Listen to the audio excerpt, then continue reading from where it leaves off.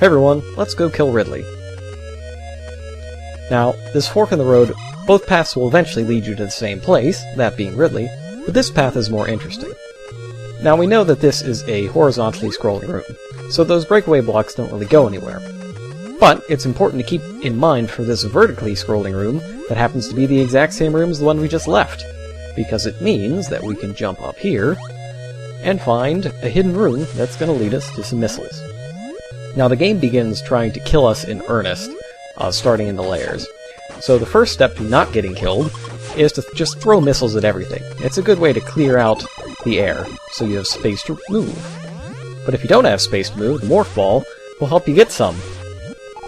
These enemies that come out of the beehives, or enemy spawners, or whatever you want to call them, they come at you, well, they come straight at your head, not your feet. So, if you lure one out, you can just duck right under it, and it'll fly over harmlessly. That's a sneakily placed side hopper, but with correct timing, we can avoid it completely. Now, the danger with firing off missiles, as much as I'm going to here, is that you might run out. The enemy generators, if you feel like just sitting there and farming them, are a good way to get your missiles back. But I prefer to shoot the enemies that come out of them until they drop something, and then just leave it there. There's just not that much space to move, and I can't be on the ball with the morph ball 100% of the time, so the easiest way to get by is to just shoot the enemies until they drop something so that they can't respawn, and then be on your merry way. Eventually. Getting back down takes a while because you can't shoot down in the original Metroid, a problem that they fixed for Metroid 2. Now, this room, if you don't know the trick to it, it's an absolute nightmare. And the trick is, there is a bombable floor right here at the start. By going down here, you can bypass the entire corridor, and all of its enemies. Oh, and also, if you didn't know, there's an impassable wall at the end, meaning that you have to know the trick if you want to get through this room at all. Well, unless you get enough bomb jumps off that you can make it over. But I can't, so I'm going to take this energy tank, and then suddenly remember, oh wait, shouldn't this be a vertically scrolling room? Why yes, it is. Now, you might recognize that room from Super Metroid, where it makes an appearance in Brinstar. But its original location was here in Ridley's lair. Now, I'm a little concerned at this point that I might be using too many missiles, but fortunately, we have the screw attack. Now, I said earlier that it's kind of crazy that they give you something as powerful as the screw attack this early on in the game, but there is a justification for it. They throw a shitload of enemies at you in these layers, and you can easily run out of missiles. So, if you run out of missiles and you have to deal with jagoffs like these purple dudes, well, what are you going to do about it? Even with the wave beam, it takes a ton of shots to kill them. With the screw attack, not so. So, it's a bit easier to get back your missiles and traverse through the lair, even if you run out of missiles, as long as you have the screw attack.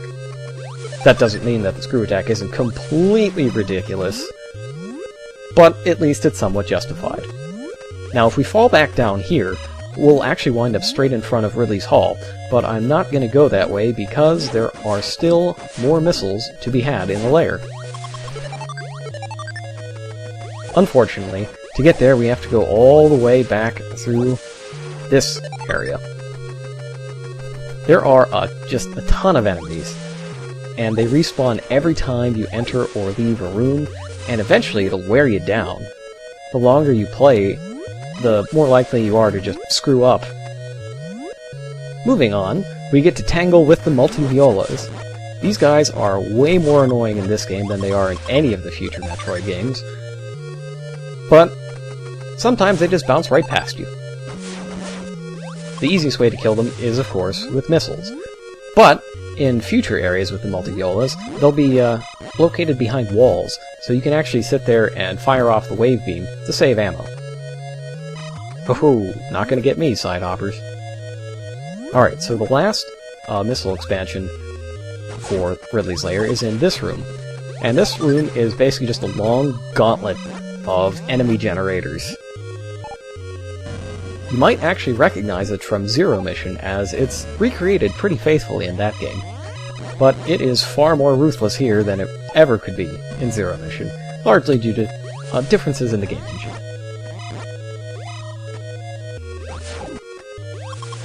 Definitely don't forget about your Morph Ball tactics here. It is, if you want to get through here unscathed, the Morph Ball is an absolute necessity. Not that the Morph Ball isn't an absolute necessity to get here in the first place, but you know what I mean.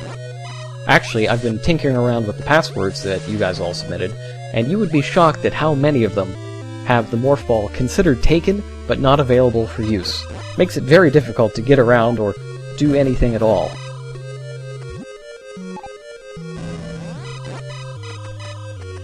Now, if it looks like we've seen the same rooms over and over again, it's because we have. Well, this corridor is very copy and paste, but there is a neat little unique bit at the end of it that the game then goes and copies and pastes a couple of times to flesh out the hallway and make sure that we can get over to that long vertical shaft on the right. And here it is. These blocks are breakable, and these blocks are false. This is a nice little touch that's also recreated in Zero Mission, although not as faithfully as the rest of the room, namely the enemies.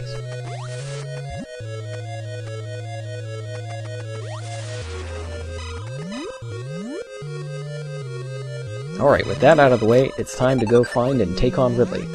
To get to him, we go up one level, and head off to the left. Oh hey, this room looks familiar.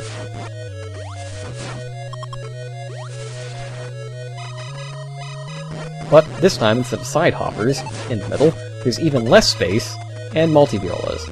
Fortunately, the wave beam takes up the entire corridor here, so there's really nowhere for them to run from its devastating wrath. Oh look, walls! It's almost as if the designers want us to use the wave beam. I'm okay with this. Unfortunately, it still takes a good number of shots, even with its improved attack power, to take out these enemies. But it's better than getting bounced around and killed by them, so, I'll deal.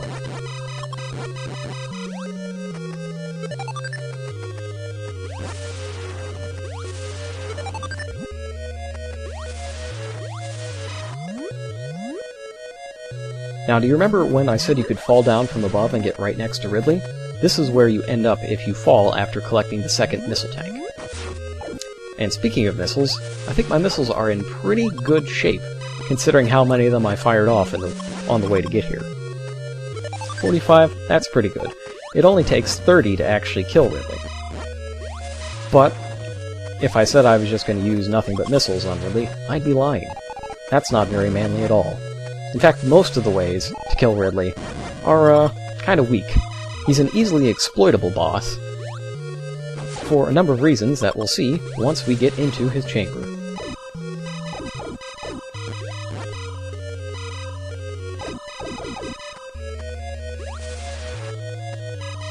Better safe than sorry, or in the lava.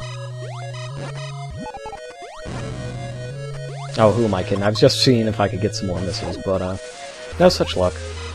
Alright, here we go. Well, he's still a purple dragon with a spiky tail, and he spits fireballs. But other than that, this Ridley is nothing like the Ridleys that would come later. These fireballs are indestructible. However, they can be shot. They'll block your regular shots, but if you have the ice beam, you can freeze them in place. Like the enemies that come out of the enemy generators, Ridley can't fire any more fireballs if they're all frozen on screen. So that's one way to beat him. Another way to beat him, if you have the Varia suit, to lower the lava damage that you take, is to just hide under him with the wave beam, point up, and shoot. But you know, that's not really sporting. The only correct way to engage Ridley is in incredibly manly fisticuffs, and fortunately we've got an item for that too. That's right, he's also vulnerable to the screw attack. And you don't even bounce off him.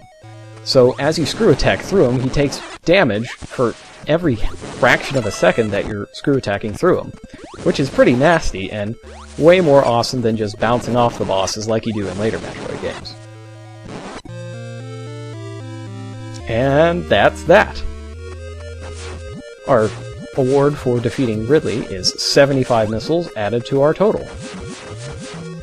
And we can go behind him to get an energy tank, as is basically the norm in all the future games. But first we have to walk across this frozen lava. There are actually a couple places where you can get hit, so be careful, and I'll see you next time.